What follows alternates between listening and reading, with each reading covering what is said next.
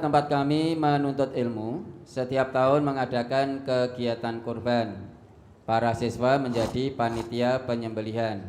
Para guru dan kepala sekolah menjadi penyedia hewan kurban, mengumpulkan dana dari para siswa untuk dibelikan hewan kurban. Ada panitia penyembelihan yang dititipi guru untuk membelikan hewan kurban. Karena kurang amanah, siswa tersebut diberi sanksi berupa dikeluarkan dari panitia kurban.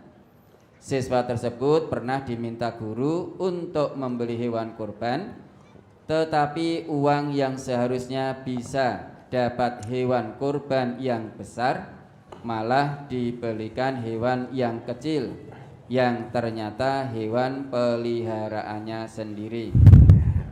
Walaupun protes kepada kepala sekolah, tetap saja sanksi tidak dicabut. Saya sampaikan kepada siswa yang mendapat sanksi tersebut untuk sabar dan tawakal, bahwa dengan dikeluarkannya dari kepanitiaan kurban berarti kamu diselamatkan dari kesalahan dan diberikan kesempatan untuk memperbaiki diri.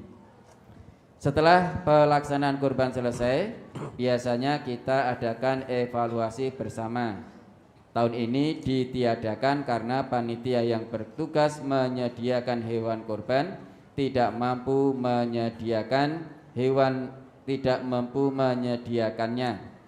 Hewan yang dikirim ke panitia banyak yang tidak memenuhi syarat kurban.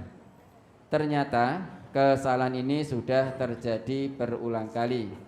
Selama ini tidak ada yang membicarakannya hal ini di luar panitia, dengan alasan kalau sampai para siswa tahu, terutama siswa yang menyerahkan uangnya untuk kurban, ternyata tidak bisa ikut kurban akan protes. Ditakutkan lagi sekolah akan kacau karena kepala sekolah dan gurunya kurang amanah. Bagaimanakah yang demikian itu, Ustaz? Yang demikian ya dosa itu. Nah, itu iuran sesuai dengan ketentuan dari Nabi. Apa pokoknya ngelumpukke terus tukokke sapi, tukokke wedhus. Kalau itu iuran maka itu bukan kurban. Itu latihan kurban, sembelihannya hanya sembelihan biasa, bukan kurban. Karena ada ketentuannya. Kalau sapi maksimal berapa iurannya? 7 orang. Kalau hewan, kalau kambing berapa? 1. Maka kalau iuran yang lebih dari 7, kalau itu sapi, maka itu di luar tuntunan Nabi. Itu bukan korban. Itu hanya sembelihan biasa, insya Allah halal. Namun tidak dinilai sebagai korban. Namun demikian, ternyata kalau betul yang ditanyakan tadi, ada pengkhianatan amanah. Para siswa dan guru mengumpulkan uang untuk dititipkan kepada panitia penyedia hewan. Saya tidak katakan hewan kurban karena bukan kurban. Untuk dibelikan sapi, titip, atau untuk dibelikan kambing. Ternyata sebagian guru dan panitia tadi tidak amanah. Dan terbukti hewan tadi tidak terbeli. Atau terbeli namun tidak sesuai ukurannya. Misalkan kemarin ya, ukurannya 23, berarti harganya berapa? 2,1. 23 kilo, berarti harganya 2,1. Sudah diumumkan ke siswa sekolah itu.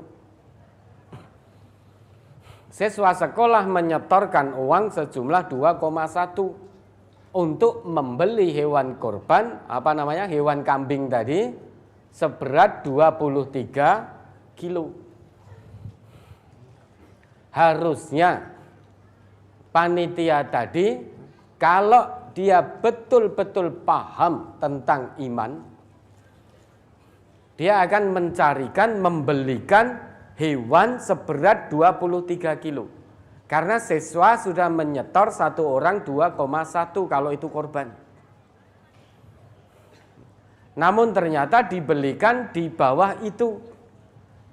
Misalkan dibelikan 22 kilo, dibelikan 21 kilo tanpa dikembalikan uang kelebihannya. Berarti ini mengurangi takaran. Ini bukan hanya sekolah itu saja, hati-hati di kita juga, panitia ini. Penyedia hewan korban di MTA ini hati-hati. Kalau memang yang dibeli itu di bawah berat dari yang disampaikan ke warga, maka kelebihan uangnya kembalikan. Misalkan sampai pada warga MTA, harga hewan korban kambing seberat 23 kilo itu 2,1 juta. Ternyata penyedia hanya bisa mencarikan seberat 22 kilo. Maka tentunya harganya tidak 2,1 juta karena beratnya di bawah 23 kilo. Jangan dikira tidak apa-apa. Kalau tidak dikembalikan kelebihan uangnya atau tidak dimintakan keikhlasannya, maka terkena ayat wailul lil mutaffifin. Celaka, sungguh-sungguh celaka bagi orang yang mengurangi, yang berbuat curang. Siapa itu? Alladzina idaqtalu 'alan nasi yastaufun wa idza kaluhum aw wazanuhum yukhsirun. Kalau dia minta ditimbang oleh orang lain, dia minta timbangannya pas. Tapi kalau dia nimbang untuk orang lain, dia mengurangi takaran timbangan. Kalau dia beli kepada penyedia yang lain, dia minta 2,1 beratnya 23 kilo. Kurang dari 23 kilo dia tidak mau. Tapi kalau dia yang menyediakan hewan, orang lain titip beli kepada dia, artinya beli kepada dia, bukan titip beli, ini beli. Karena saya menyediakan hewan korban, saya umumkan ke jenengan, jenengan beli kepada saya, setor uang kepada saya, berarti beli. Seberat 23 kilo, harganya 2,1 juta. Kalau kemudian yang saya datangkan sebagai penyedia hewan, saya datangkan dengan berat 22 kilo, berarti saya telah mengurangi timbangan. Saya tidak amanah. Di samping itu, saya menjual sesuatu yang gharar. Sesuatu yang penuh dengan manipulasi, spekulasi. Sekarang saya penyedia, saya sudah penyedia, jenengan perso itu, misalkan. Seberat 23 kilo. Harganya 2,1 juta. Mestinya wong saya jual ke panjenengan, hewan ini milkiyahnya sudah mutlak di tangan saya. Kepemilikannya sudah mutlak menjadi milik saya. Kemudian saya jual ke jenengan. Jenengan setor 2,1 juta, maka saya menyerahkan kambing seberat 23 kilo. Bukan kok jenengan setor dulu baru saya carikan. Ini gharar. Berarti saya menjual sesuatu yang sebetulnya bukan dalam kepemilikan saya secara mutlak. Ini gharar. Nabi melarang itu. Naha Rasulullah an bai'il gharar. Rasulullah melarang dari jual beli gharar. Jual beli gharar itu kan penuh manipulasi, penuh spekulasi. Sekarang hewan kurban misalkan kambing atau sapi belum menjadi milik saya. Masih miliknya peternak. Tapi saya minta uang dulu kepada panjenengan. Kemudian sesudah itu baru saya carikan. Oh ternyata tidak dapat karena apalagi musim kurban. Rebutan dengan penyedia yang lain. Begitu tidak dapat, ternyata dapatnya kambing hanya 21 kilo. Wis rapopo diambil, setorkan ke panitia untuk disembelih. Ada berapa pelanggaran syariat di sini? 1. Melanggar jual beli gharar. Karena hewan kurban belum menjadi milik kita secara mutlak. Ibaratnya hewannya belum ada tapi saya sudah jual. Padahal hewannya belum ada. Masih nanti mau kita carikan. 1. Yang kedua, harga yang kita lepas 2,1 juta seberat 23 kambing. 23 kilo. Seberat 23 kilo. Kemudian panjenengan menyetorkan uang 2,1 juta untuk beli kambing seberat 23 kilo kepada saya. Saya terima itu uangnya. Berarti jenengan beli kambing kepada saya. Kewajiban saya menyerahkan kambing seberat 23 kilo. Tidak boleh kurang dari 23 kilo. Kalau ternyata kurang, wong tadi sudah saya umumkan, wah ini kambing kurban, berat 23 kilo, harga 2,1 juta. Kalau kurang, kewajiban saya mengembalikan kelebihan uang. Tentu 22 kilo atau 21 kilo harganya tidak 2,1 juta, kurang dari itu. Namun jika kambingnya lebih berat, yang beli tidak wajib nambah. Karena yang beli tadi sudah diumumkan, yang beli menyerahkan 2,1 juta untuk beli 23. Namun jika penyedia hewan kurang dari 23 kilo, berarti dia mengurangi takaran. Kalau tidak mengembalikan sisa atau kelebihan uangnya kepada pembeli. Pelanggaran kedua. Yang ketiga, sampai hari tasyrik selesai, ternyata penyedia hewan kurban tidak bisa mendatangkan hewan kurbannya. Kita yang beli, panjenengan yang beli ke saya tadi, tetap dihitung kurban oleh Allah. Namun saya menanggung dosa yang luar biasa di hadapan Allah. Karena telah mengkhianati, telah berkhianat. Sampai hari tasyrik selesai, saya tidak bisa mendatangkan hewan kurban dan tanpa pemberitahuan apapun kepada panjenengan. Berarti saya telah mengkhianati amanah dari panjenengan. Pelanggaran ketiga. Sedangkan Allah tegaskan, ya ayyuhalladzina amanu la takhunullah war rasul wa takhunu amanatikum wa antum ta'lamun. Hei orang-orang yang beriman, jangan berkhianat kepada Allah dan jangan pula berkhianat kepada Rasulullah dan jangan pula mengkhianati amanah apapun yang ada pada kalian sedang kalian mengetahuinya. Saya penyedia hewan kurban, panitia penyedia hewan kurban. Saya mengetahui berarti ada amanah di balik penyediaan hewan kurban. Maka kewajiban saya menunaikan amanah ini dengan sebaik-baiknya. Karena amanah ini ada hisabnya di hadapan Allah. maka jangan menjual barang dengan gharar, jangan mengurangi takaran, kemudian belikan betul sebelum hari tasyrik selesai.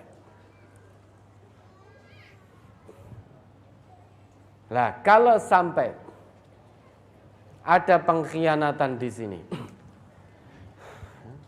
hewannya tidak sesuai ukuran, hewannya tidak bisa didatangkan, maka sudah betul yang dilakukan Bapak Ibu guru tadi, mencopot siswa dari kepanitiaan,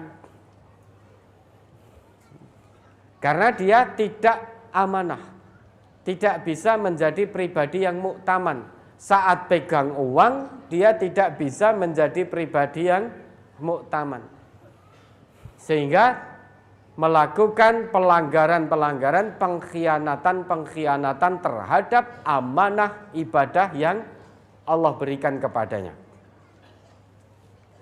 Maka pas diganti, keluarkan dari kepanitiaan, selamanya tidak digunakan lagi, sebelum memang menjadi pribadi-pribadi yang lurus betul. Tadi kan berarti hanya kepingin untung, mengejar untung dunia. Amanahnya 2,1 juta dengan berat 23 kilo, yang diberikan kambing piaraannya sendiri. Mungkin beratnya hanya 19, 20, sehingga dia punya keuntungan berlipat. Maka hanya mengejar keuntungan dunia sampai menerjang larangan-larangan dari Allah, larangan dari Rasulullah. Ada pengurangan takaran, pengurangan ukuran berat, pengurangan timbangan, jual beli gharar tidak sesuai kesepakatan, kemudian tidak sanggup mendatangkan hewan yang sudah dibeli. Bertumpuk-tumpuk dosanya di hadapan Allah. Ini amanah ibadah. Bertumpuk-tumpuk sudah dosanya di hadapan Allah. Hanya gara-gara mengejar rupiah, mengejar keuntungan rupiah, yang pasti akan habis rupiah itu. Maka ini hati-hati ya. Panitia utamanya penyedia hewan kurban. Kalau panitia kita di majelis tafsir Al-Quran, dari pusat 1 sampai pusat 7, itu sebetulnya hanya menyembelih, jangan dijak padu. Ini membantu majelis agar amanah warga, amanah umat terkait kurban ini lancar tertunaikan. Maka ada kepanitiaan, panitia penyembelihan hewan kurban. Harusnya yang menyeleksi hewan itu penyedia, bukan panitia. Panitia itu tinggal menyembelih. Kalau didatangkan hewan kurban tampak mencurigakan besar kecilnya, lah itu yang ditimbang. Bukan setiap hewan yang datang panitia harus menimbang. Panitia tidak punya kewajiban menyeleksi. Panitia ini hanya menyembelih, kemudian menguliti, kemudian mencacah-cacah, kemudian membagi dalam potong-potongan. Masukkan besek, bagikan. Itu kewajiban panitia. Adapun hewan kurban yang datang, kewajiban yang menyeleksi adalah penyedia hewan kurban. Kalau itu cabang, maka cabangnya yang menyeleksi hewan. Kalau itu perwakilan, maka perwakilannya. Kalau itu perorangan, maka perorangan seleksi hewan kurban itu. Beratnya, cacat atau tidaknya, sebelum dikirim ke tempat penyembelian. Jadi jangan hanya mau untung rupiahnya saja. Ini amanah. Kadang tanpa sadar, setiap korban kita melakukan dosa namun tidak sadar. kita menjual dengan gharar namun tidak sadar. Andai kata yang jual pada waktu itu, yang beli, ini 2,1 juta, endi wedhuse? Kosek no tak golek kesek. Lah kok sudah dijual seharga 2,1 juta? Wong belum ada kambingnya. Berarti menjual sesuatu yang tidak pasti. Ini gharar. Ibarat menjual buah dalam karung. Dah ini buah 1 karung, kamu beli sekian. Harganya berapa? Sekian. Wes rasa ditimbang, rasa ditonton. Begitu dibuka, katanya sekarung 25 kilo, ternyata hanya 20 kilo. Begitu dibuka, ternyata bosok kabeh buah. Ini gharar sudah. Ternyata setelah dibeli, hewannya cacat. Luka-lukanya ditutupi dengan tanah liat. Penyedia hewan kurban tidak tahu. Karena dia sendiri tidak melihat ke peternak. Maka ada kemarin yang dikirim ke panitia penyembelihan seekor sapi itu, sekujur tubuhnya sebetulnya cacat, namun ditutupi tanah liat. Sehingga tampak seolah-olah tidak cacat. Begitu didekati dianu ternyata itu tanah untuk menutup luka. Ini penyedia hewan kurban di kita tidak tahu. Kenapa? Karena tidak melihat ke peternak. Jadi langsung dikirim dari peternak ke tempat penyembelihan. Ada lagi, sudah terlanjur disembelih, sudah mati, tiba-tiba buntutnya putus. Disambung itu buntutnya. Ucul lime apa sambungannya ucul. Sudah disembelih, kemudian putus. Ini terjadi betul. Penyedia hewan kurbannya tidak tahu kenapa, karena tidak melihat ke peternak. Peternak yang tidak kenal agama, tidak takut dosa, tidak kenal surga dan neraka, dia masa bodoh dengan aturan Allah. Yang penting untungnya besar. Maka kalau itu luka biar tidak kelihatan, ben tetap terjual, akan diupokoro, dimanipulasi biar tidak terlihat. Buntutnya disambung dan lain sebagainya. Maka kewajiban penyedia hewan kurban datang ke peternak. Datang ke situ, pilih yang sesuai dengan kriteria, nek perlu dipilok. Setelah itu bayar DP pilok. Nanti kalau dikirim ke tempat penyembelihan tidak ada pilokan yang jenengan pilokan itu, jangan diterima. Dulu bukan ini kok. Dulu bukan ini. Kadang peternak seperti itu. Sudah di DP separuh, begitu hari H yang dikirim lain. Dan ini tanpa sepengetahuan penyedia. Kalau baru sekali 2 kali menjadi penyedia hewan kurban, bisa agak dimaklumi. Tapi kalau sudah setiap tahun masih saja acuh tak acuh, gampang ke, ini yang jadi muskilah, ini yang jadi masalah. Karena sudah setiap tahun menjadi penyedia hewan kurban, masa ya cik gampang ke seperti itu. Kewajibannya cek betul timbangannya, beratnya.